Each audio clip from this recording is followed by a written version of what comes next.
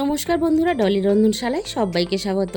আর আজকে তোমাদের সাথে শেয়ার করব গরম গরম ভাত, রুটি সব কিছুর সাথে খাওয়ার জন্য বরবটি আলুর দারুণ একটা নতুন রেসিপি। আর রেসিপিটা শেষ পর্যন্ত দেখার জন্য তোমাদের কাছে আমার অনুরোধ রইল। স্কিপ করে দেখো না, তাহলে আমি কি মশলা দিয়ে বানিয়েছি শেষ পর্যন্ত সেটা কিন্তু মিস হয়ে যাবে। আর একেবারে ঘরোয়া পদ্ধতিতে আমি এই রেসিপিটা তোমাদের সাথে শেয়ার করতে চলেছি। আমি এখানে দেখো কিছুটা বরবটি কেটে নিয়েছি। আর বরবটিগুলো আমি কিন্তু খুব বেশি বড় করে কাটিনি, একটু এরকম ছোট সাইজ করে বরবটিগুলো আমি কেটে নিয়েছি। আর বরবটির সাথে আমি এখানে নিয়েছি 3টে মাঝারি সাইজের আলু। লম্বা করে আমি এখানে একটু আলুগুলো মোটা সাইজ করেই কেটে নিয়েছি, তাহলে দেখতেও ভালো লাগবে আর খেতেও ভালো লাগবে। তাহলে আজকে রেসিপিটা দেখে নেওয়া যাক। প্রথমে আমি কড়াইয়ের মধ্যে ছোট বাটির 1 বাটি পরিমাণ জল দিয়ে দিলাম। জলটা যখন হালকা একটু ফুটতে শুরু করে দিয়েছে, তখন আমি এখানে কেটে রাখা সমস্ত বরবটিগুলো দিয়ে দিলাম। এবারে আমি বরবটিগুলোকে একটু হালকা নাড়াচাড়া করে নিলাম। আর বরবটিগুলো মিনিট 5 মতন আমি এই জলে ভাপিয়ে নেব। খুব বেশি ভাপাবো না, তাহলে কিন্তু বরবটিগুলো একেবারে সিদ্ধ হয়ে গলে যাবে। বরবটিগুলো আমি মিনিট 5 মতন ভাপিয়ে নিয়েছি। এবার সমস্ত বরবটিগুলো কড়াই থেকে নামিয়ে জল ঝরিয়ে আমি খুব ভালোভাবে ঠান্ডা করে নেব। আবারও আমি গ্যাসের মধ্যে কড়াইটাকে ভালোভাবে পরিষ্কার করে বসিয়ে দিয়েছি। এবার আমি কড়াইয়ের মধ্যে 4 চামচ পরিমাণ সাদা তেল দিয়ে দিলাম। আমি এখানে সাদা তেলেই রান্নাটা করব, তোমরা চাইলে কিন্তু এখানে সর্ষের তেলেও রান্নাটা করতে পারো। আমি তেলটাকে খুব ভালোভাবে প্রথমে গরম করে নিলাম। এবারে আমি অল্প একটু তেলের মধ্যে কালো জিরে ফোড়নে দিয়ে দিলাম। ফোড়ন হিসাবে এখানে অবশ্যই কালো জিরেটা ব্যবহার করবে, তাহলে রান্নার ফ্লেভারটা দারুণ আসে। এবারে আমি সমস্ত কেটে রাখা আলুগুলো ফোড়নের সাথেই দিয়ে দিলাম। সমস্ত কেটে রাখা আলুগুলো ফোড়নের সাথে দিয়ে দেওয়ার পরে আমি এইভাবে কিন্তু আলুগুলো নাড়াচাড়া করে ভাজতে থাকবো। আর আলুগুলো এইভাবে একটু মোটা করে না কেটে যদি তোমরা পাতলা করে কেটে নাও, তাহলে কিন্তু বাকি যে সমস্ত উপকরণগুলো আমি আলুর সাথে দিয়ে রান্নাটা করব, সেগুলো সিদ্ধ হওয়ার বা রান্না হওয়ার আগেই কিন্তু আলু রান্না হয়ে যাবে। তাতে কিন্তু রেসিপিটা ঠিকঠাকভাবে বানানো যাবে না। আলুগুলো নাড়াচাড়া করে ভাজতে ভাজতে আলুর গায়ে একটা সুন্দর কালার চলে এসেছে। আর আলুগুলো আমি এখানে 6 থেকে 7 মিনিটের মতন এভাবে নাড়াচাড়া করে ভেজে নিলাম। এবার আমি এখানে বড় সাইজের একটা পেঁয়াজ কুচি দিয়ে দিলাম। আর পেঁয়াজগুলো ঠিক এরকম লম্বা লম্বা স্লাইস করে কেটে নেবে, তাহলে কিন্তু দেখতেও ভালো লাগবে আর খেতেও ভালো লাগবে। আবারও আমি আলু পেঁয়াজ একসাথে নাড়াচাড়া করে এইভাবে ভাজতে থাকবো। আর এই রান্নাতে আমি কিন্তু পেঁয়াজ খুব বেশি মুচমুচে করে ভাজবো না, একটু কাঁচা কাঁচা দেখতে থাকবে। আবার পেঁয়াজগুলো সুন্দরভাবে সিদ্ধও হয়ে যাবে। এরকম করে আমি পেঁয়াজগুলোকে আলুর সাথে ভেজে নেব। আর আলুর সাথে পেঁয়াজ ভাজার সময় গ্যাসের ফ্লেমটা অবশ্যই মিডিয়ামের থেকে একটু লোতে রাখবে, না হলে কিন্তু কড়াইতে পেঁয়াজগুলো বসে যাবে আর খুব তাড়াতাড়ি একটা পোড়া ভাব চলে আসবে। আর পেঁয়াজগুলো দেখো আমি আলুর সাথে ঠিক এরকম করে ভেজে নিলাম। এবার আমি আলু আর পেঁয়াজের সাথে ভাপানো বরবটিগুলো দিয়ে দিলাম। আর ঠিক একইভাবে আমি পেঁয়াজ আলুর সাথে বরবটিগুলো নাড়াচাড়া করে ভাজতে থাকবো।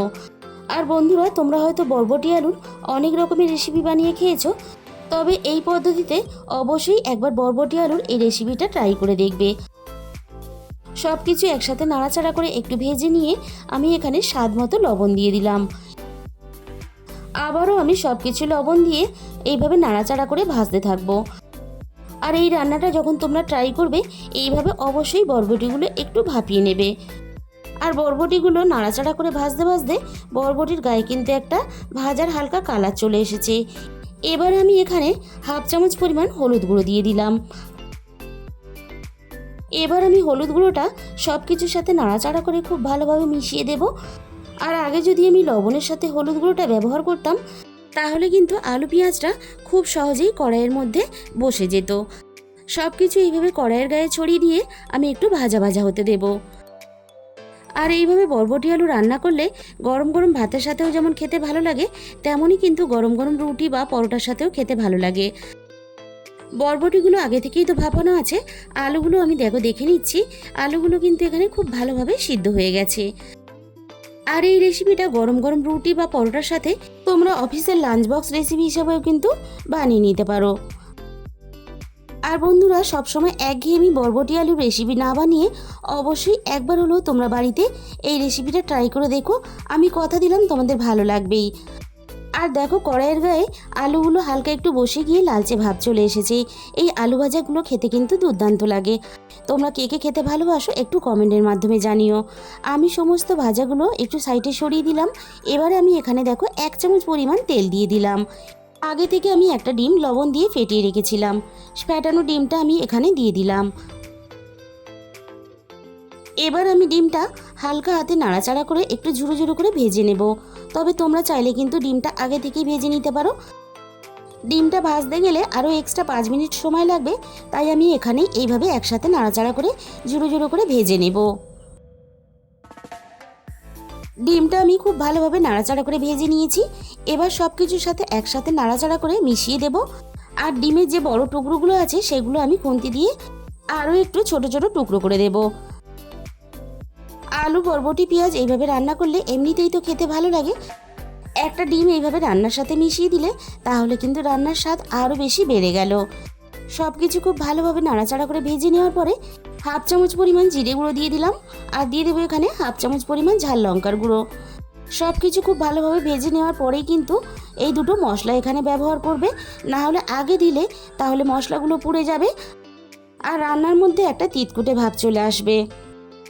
গ্যাসের ফ্লেমটা একেবারে লোতে দিয়ে আমি মশলাগুলো দেওয়ার পরে মিনিট 2 মতন নাড়াচাড়া করে একটু ভেজে নেব। আর তোমরা দেখতেই পাচ্ছ খুব সহজেই কিন্তু ঘরে থাকা সমস্ত উপকরণ দিয়ে এই রেসিপিটা কত সহজে বানিয়ে নেওয়া যায়। তাহলে আমাদের এখানে রেডি হয়ে গেল দারুণ স্বাদের বরবটি, আলু আর ডিম দিয়ে একটা রেসিপি।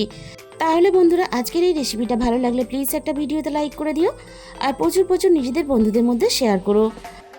আর যে সমস্ত নতুন বন্ধুরা এখনও পর্যন্ত আমার চ্যানেলটাকে সাবস্ক্রাইব করোনি, আমার চ্যানেলটাকে সাবস্ক্রাইব করে আমার পাশে থাকার অনুরোধ রইল। আর তোমাদের মূল্যবান সময় দিয়ে রেসিপিটা শেষ পর্যন্ত দেখার জন্য তোমাদের সবাইকে অসংখ্য ধন্যবাদ।